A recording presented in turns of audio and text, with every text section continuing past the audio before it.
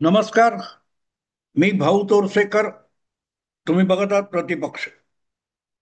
मित्रांनो, सध्या बिहारमध्ये विधानसभा निवडणुकीचे वारे वाहत आहेत आणि उमेदवारी अर्ज भरायची तारीख पण संपून गेली आहे. 6 आणि 11 नोव्हेंबरला 2 फेऱ्यांमध्ये हे मतदान संपणार आहे आणि त्यासाठी अर्ज भरायची तारीख सुद्धा संपून गेलेली आहे. पहिल्या फेरीतलं जे मतदान आहे त्यामध्ये ज्यांनी अर्ज भरलेले आहेत त्यांना अर्ज मागे घेण्याची मुदत पण संपली आहे. त्यामुळे तिथे जे कोणी लढणार आहेत ते आता लढणार आहेत, त्यांना माघार घेता येणार नाही.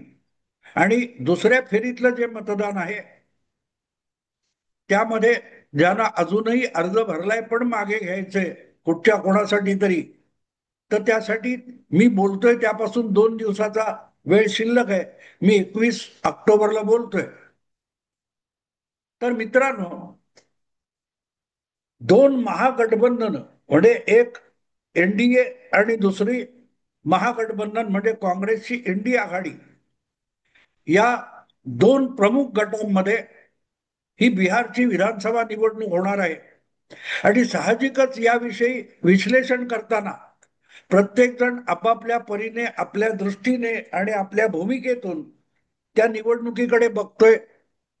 त्यामधल्या आघाड्या, त्यांच्यातली जमवाजमव, त्यांच्यातली भांडणं, त्यांच्यातला समन्वय याचं प्रत्येक जण आपापल्या नजरेतून विश्लेषण करतोय. आणि मग विश्लेषण करताना आपली बाजू किंवा आपलं जे मत आहे हे कसं बरोबर आहे आणि त्यामुळे या निवडणुकीचे निकाल कुठच्या दिशेने जातील हे सांगण्याचा प्रत्येक विश्लेषकाचा प्रयत्न असतो. आणि मग ते सांगताना आधार घ्यायचा तर गेल्या बिहारच्या विधानसभा निवडणुकींचा घेतला जातो, तसाच तो महाराष्ट्रातल्या काल परवाच्या विधानसभा निवडणुकीचा 1 वर्षापूर्वीचा तोही आधार घेतला जातो. कारण शेवटी मतदान होतं ते मतदान हे प्रत्येक पक्षाचा जो बांधील मतदार आहे त्याच्यापुरतं मर्यादित नसतं, तर प्रत्येक निवडणुकीनुसार, प्रत्येक काळानुसार आणि परिस्थितीनुसार जो साधारणतः 30 ते 30च्या आसपास, 30 पेक्षा कमी, आपण म्हणू 30% कमी मतदार असा असतो की जो प्रत्येक निवडणुकीत आपलं मत बदलतो किंवा या ज्याला इंग्रजीमध्ये फ्लोटिंग मत वोटर म्हणतात, म्हणजे टळता मतदार, हा कुठच्या बाजूला जाईल याचा भरोसा नसतो. त्यामुळे निवडणुकीचा प्रचार, रणधुमाळी, युक्तिवाद, आवाज, कार्यक्रम ह्या सगळ्या गोष्टी असतात त्या पुढच्या 30% मतदारांसाठी असतात. जो मतदार कुठल्याही पक्षाला, कुठच्याही नेतृत्वाला बांधील नसतो, तो त्यावेळच्या त्या दिवसाच्या परिस्थितीनुसार मतदान करत असतो. आणि म्हणूनच मग तुलना करण्यासाठी पूर्वीच्या निवडणुका किंवा अलीकडच्या काळातल्या किंवा इतर राज्यातल्या ज्या निवडणुका असतात तिथे मतदाराने कसा कौल दिला होता आणि अंतिम निकाल कुठच्या दिशेने आले होते त्याच्याशी येऊ घातलेल्या निवडणुकीची तुलना केली जाते. आणि म्हणूनच आत्ता आत्ता आपण बघतोय तर 1 वर्षापूर्वी महाराष्ट्रात जी विधानसभा निवडणूक झाली होती तिथे 4-5 महिन्याच्या फरकाने संपूर्ण निकालांची उलथापालथ झाली होती. लोकसभेला 48 जागा होत्या आणि त्या 48 जागांपैकी 30 जागा इंडी अलायन्स किंवा महाविकास आघाडीला जिंकता आल्या, तर कशा बशा 17 जागा या महायुतीच्या वाट्याला आल्या. आणि त्यामुळे सगळ्यांचा अंदाज असा होता की महाराष्ट्रामध्ये लोकसभेला जो निकाल लागला तसाच्या तसा निकाल हा विधानसभेला लागेल. पण हे सगळं करताना अनेक धागेदोरे एक तर दुर्लक्षित केले जातात, विसरले जातात किंवा जाणीवपूर्वक लपवले जातात. महाराष्ट्राच्या लोकसभा आणि विधानसभा निवडणुकीमध्ये जी विश्लेषणाची गल्लत झाली ती गल्लत आकड्यांची गल्लत होती. कारण लोकसभा निवडणुकीमध्ये भले दुप्पट जागा या महाविकास आघाडीला मिळाल्या असल्या तरीही महायुती आणि महाविकास आघाडी यांच्या मतामध्ये फारसा फरक नव्हता. जवळपास तुल्यबळ मतं दोन्ही बाजूंना मिळालेली होती. अवघा 2 लाख मतांचा फरक महायुती आणि महाविकास आघाडीमध्ये होता. जेव्हा साधारण 4-5 लाखापेक्षा 4-5 कोटीपेक्षा अधिक मतदान झालेलं असतं. आणि टक्केवारीमध्ये बघायचं तर महायुतीपेक्षा 1% देखील मतं अधिकची महाविकास आघाडीला मिळालेली नव्हती. आकड्यामध्ये 2 लाख आणि मतांच्या टक्केवारीमध्ये अर्ध्या टक्क्यापेक्षा कमी म्हणजे 0.3% एवढीच मतं आघाडीला जास्त होती. पण त्या मतदारसंघाच्या परिस्थितीनुसार आणि मतविभागणीनुसार अधिकचे उमेदवार हे महाविकास आघाडीचे निवडून आले होते. आणि त्यामुळेच त्या सगळ्या विधानसभा निवडणुकीच्या प्रचारामध्ये महाराष्ट्रातील युतीचे प्रमुख नेते आणि भाजपचे सर्वोच्च नेते देवेंद्र फडणवीस एक गोष्ट सातत्याने सांगत होते आणि प्रामुख्याने आपल्या कार्यकर्त्यांना समजावण्यासाठी सांगत होते की फार मोठा फरक नाही, आपण तुल्यबळ लढलेले आहोत. आपला थोडा आळस हा आपल्याला महागात पडलेला आहे. 0.3% मतांचा फरक आहे.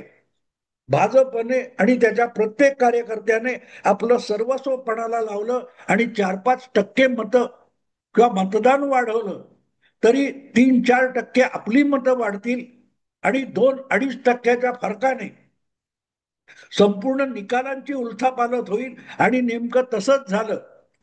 पण ज्यांना हे विश्लेषण समजून घ्यायचं नसतं, समजून सांगायचं नसतं किंवा दिशाभूल करायची असते, ते नेमकं 2 लाख आणि 0.3% हे आकडे लपवतात आणि गफलत करतात.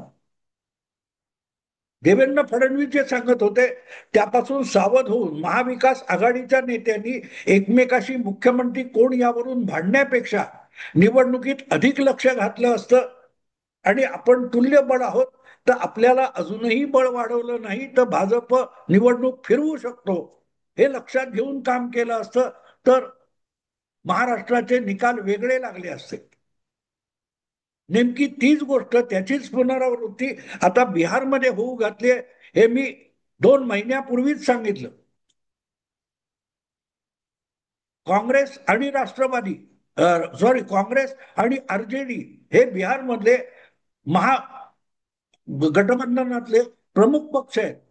या दोघांनी समजूतदारपणा दाखवून अधिकाधिक जागांचा हट्ट सोडून लवकरात लवकर जागा वाटप करून घेणं आणि आपापल्या पक्षाच्या वाट्याला आलेल्या जागांमध्ये ताबडतोबीने काम सुरू करणं, मतदाराला गाठणं, मतदार आपल्या बाजूला वळवणं हे अगत्याचं आहे. आणि ते करण्यात दिरंगाई झाली तर वेळापत्रक जाहीर झाल्यानंतर मतदारांपर्यंत पोहोचणं महागठबंधनाच्या पक्षांना आणि उमेदवारांना अवघड जाईल हे मी 2 महिन्यापासून सांगत आलेलो आहे. आणि आता नेमकी तीच परिस्थिती आहे.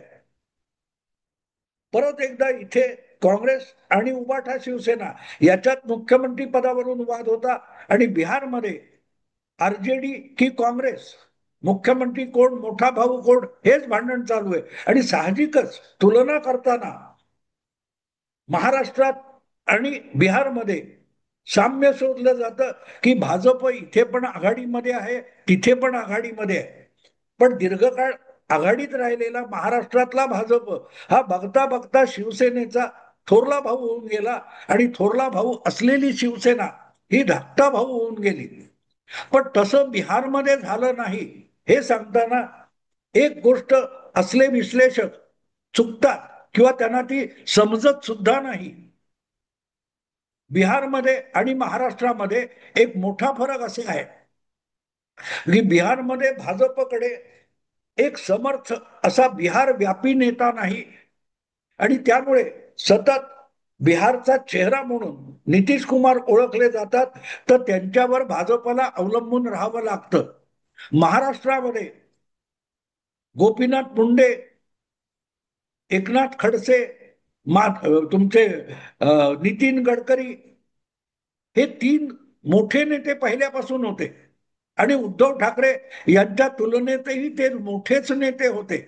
आणि त्यामुळे उद्धव ठाकरे यांना जो पक्ष विस्तारता आला नाही किंवा त्या पक्षाच्या नेतृत्वावर मांड ठोकता आली नाही, त्यापेक्षा अधिक कौशल्याने भाजपने आपला विस्तार करून घेतला आणि उत्तम नेतृत्व सुद्धा विकसित करून घेतलं. ती गोष्ट बिहारच्या भाजपच्या संघटनेला जमली नाही. राज्यव्यापी ठरेल असा कुठलाही चेहरा बिहारमधून भाजपला पुढे आणता आला नाही. 2-3 आहेत ते, प्रसाद म्हणून आहेत किंवा 3-4 नेते आहेत बिहारमध्ये, त्यांना राज्यव्यापी नेता होता आलेला नाही. हा भाजपचा तिकडे लंगडेपणा आहे. थोडक्यात गाडी घेण्याची क्षमता आहे, पण गाडी चालवता येत नाही, अशी बिहार मधल्या भाजपची परिस्थिती आहे. पण महाराष्ट्रामध्ये गोष्ट वेगळी आहे. महाराष्ट्रामध्ये भाजप मोटर कार अगदी नवी कोरी विकत घेऊ शकतो, पण स्वतः ड्राईव्ह करू शकतो, चालवू शकतो असा नेता महाराष्ट्रामध्ये 1-2 तरी 3 तरी आहे. पण बिहारमध्ये गाडी घेण्याची क्षमता भाजपकडे आहे, पण ती गाडी चालवण्यासाठी ड्रायव्हर आवश्यक असतो. हा जो फरक आहे तो बिहार आणि महाराष्ट्राच्या राजकारणामधला भाजपसाठीचा मोठा पराभव आहे, मोठा फरक आहे. आणि म्हणूनच महाराष्ट्रामध्ये जेवढी युती आघाडीची गरज भाजपला नाहीये, स्वयंभूपणे सर्वव्यापी पक्ष होण्याची क्षमता आहे, कारण ते नेतृत्व खेचून देण्याची क्षमता भाजपच्या इथल्या नेतृत्वामध्ये आहे. तितक्या ताकदीचा नेता बिहारमध्ये भाजपकडे नाही. आणि म्हणून नितीश कुमार यासारखा ड्रायव्हर त्यांना घ्यावा लागतो, ज्या ड्रायव्हरची महाराष्ट्राच्या राजकारणात गरज नाही. हा फरक जर बारकावा लक्षात घेतला तर मग महाराष्ट्र आणि भाजप, महाराष्ट्र आणि बिहार यांच्या निवडणूक निकाल किंवा निवडणूक जागा वाटप इत्यादीची तुलना गैर लागू ठरते. ही इथे ठरते. गेल्या निवडणुकीत भाजपचा जवळजवळ 1.5 जागा नितीश कुमार पेक्षा अधिक मिळाल्या, पण आधीच आघाडीचा किंवा एनडीएचा मुख्यमंत्री म्हणून नितीश कुमार यांचं नाव जाहीर केलं होतं आणि ते भाजपने कंटिन्यू केलं. अगदी नितीश कुमार यांनी सांगितलं होतं की तुमचे अधिक आमदार आहेत, तुम्ही पाहिजे तर मुख्यमंत्रीपद घ्या, पण ज्याला कोणाला मुख्यमंत्री करू त्याची क्षमता नसेल तर पक्ष आणि सत्ता डळमळीत होईल, म्हणून भाजपने नितीश कुमार यांना कंटिन्यू केलं होतं. अगदी नितीश कुमार पुढच्या काळात परत लालूंकडे गेले, काँग्रेसकडे गेले, परत आले. या सगळ्या काळामध्ये नितीश कुमार यांना मुख्यमंत्री पदावरून हलवण्याचा विचार सुद्धा भाजप करू शकला नाही, कारण आपल्याला गाडी चालवता येत नाही, आपण ड्रायव्हरवर अवलंबून आहोत. हे सत्य भाजपने बिहारमध्ये स्वीकारलेलं आहे. पण तशी परिस्थिती महाराष्ट्रात नसेल आणि 5 वर्ष यशस्वीरित्या मुख्यमंत्री पद चालवणार आणि मित्र पक्षांसकट विरोधी पक्षाच्या राजकारणाला समर्थपणे हाताळणारा देवेंद्र फडणवीस सारखा नेता इथे असताना भाजपने महाराष्ट्रामध्ये युती आघाडी करताना आपलं वर्चस्व दाखवण्याचा सातत्याने प्रयत्न केला, तर त्याचा आशय समजून घेतला पाहिजे. तो आशय न समजून घेता नितीश कुमार आणि एकनाथ शिंदे किंवा उद्धव ठाकरे आणि नितीश कुमार यांची तुलना करता येणार नाही. नितीश कुमारच्या हक्काने 4-5 वेळा पक्ष फुटला असताना सुद्धा 50 ते 70 आमदार कमीत कमी निवडून आणण्याची क्षमता आहे. 2010 मध्ये नितीश कुमार आणि भाजप यांनी इतकी जबरदस्त पकड घेतली होती की 115 आमदार नितीश कुमार यांच्या एकट्या पक्षाचे आलेले होते आणि दोघांनी संयुक्तपणे जवळजवळ 205 आमदार निवडून आणले होते. सगळ्या विरोधकांचा धुव्वा उडवून टाकला होता, जे आपण आता महाराष्ट्रात बघितलं.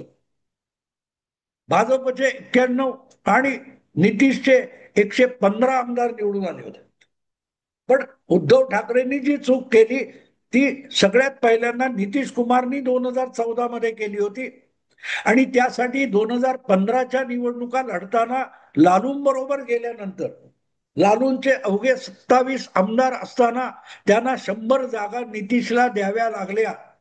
आणि आपले 115 आमदार असताना नितीश कुमारला फक्त 100 जागांवर लढावं लागलं, 15 जागा हक्काच्या सोडाव्या लागल्या. चुकांची मोठी किंमत राजकारणात मोजावी लागते, जी उद्धव ठाकरेंनी आत्ता अलीकडच्या काळात मोजली. पक्ष फुटला, नितीश कुमारचाही पक्ष अनेकदा फुटलेला आहे. कधी पासवान निघून गेले, कधी शरद यादव निघून गेले, असे अनेक जण गेलेले. जीतनराम माझी निघून गेले. पण तरीही उद्धव ठाकरेंपेक्षा नितीश कुमार हा एक राज्यव्यापी चेहरा असलेला नेता आहे आणि आपला एक काय म्हणतात मतपेढी असलेला, वोट बँक असलेला नेता आहे, की ज्याच्याकडे कमीत कमी 40 ते 70 पर्यंत आमदार निवडून आणण्याची क्षमता आहे, जी शरद पवारांची महाराष्ट्रात आपण दीर्घकाळ बघितली. कितींदाही पक्ष फुटला तरी शरद पवार 40-50 आमदार निवडून आणत होते. पण उद्धव ठाकरेंना ते शक्य नाही, हे गेल्या विधानसभा निवडणुकीत ठळकपणे दिसून आलं. आणि म्हणून तुलना करताना बिहारमध्ये भाजप असा वागतो तर महाराष्ट्रात तसा का वागत नाही, आणि महाराष्ट्रामध्ये जर एकनाथ शिंदेनाही मुख्यमंत्री पद दिलं जातं वगैरे वगैरे, हे हे युक्तिवाद चुकीचे आहेत. कारण प्रत्येक ठिकाणी तुम्ही थोरले बाहू आहात किंवा थोरला गट आहात, तरी गरजेनुसार अडला हरी गाढवाचे पाय धरी म्हणतात, तशी लवचिकता राजकारणामध्ये दाखवावी लागते. त्याला राज्यानुसारचा भेदभाव असं बिलकुल म्हणता येत नाही. म्हणून तर 20 वर्ष उलटून गेली, आणि खरं तर 20 वर्ष म्हणण्यापेक्षा 28 वर्ष निघून गेली. पण समता पार्टी म्हणून, नंतर जनता दल युनायटेड म्हणून भाजप सोबत आलेला नितीश कुमार यांचा जो समाजवादी, मूळचा समाजवादी गट आहे बिहारमधला, तो भाजपच्या सोबत राहिला आणि दोघांनी एकमेकांचा फायदा करून दिलेला आहे. चूक नितीश कुमारांनी केली म्हणून ते 115 पासून 47-48 पर्यंत घसरगुंडी झाली. लवचिकता त्यांना हवी तेव्हा दाखवता आली नाही.